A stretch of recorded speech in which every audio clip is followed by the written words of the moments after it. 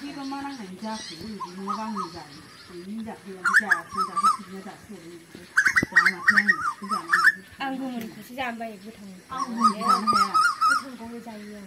giải mới đang buổi sáng không có nhà rồi đấy là ăn đấy cái giải thằng giả khang yêu có mà cái cái giải này ăn đang thằng nó cái đang giải ăn nào cũng vừa đi lấy giả về ăn cả đi giải cái cứ chơi chơi của giả này đây ai giả là đang nghỉ không chơi này như thế này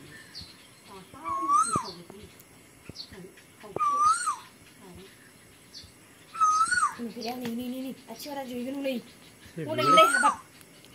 กอดทับด้วยขี้ห้อยเลย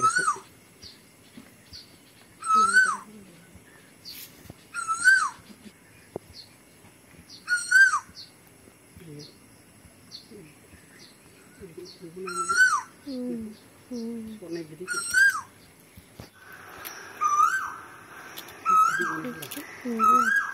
นี่ก็เห็นเฮ้ยหนูใครกับตัวไม่ได้นี่ก็เห็น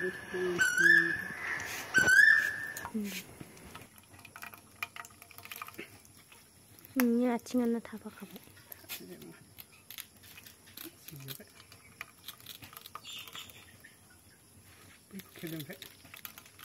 ลูกหัวจุกเลยจะไปเลยไปคุยไปคุยไปคุย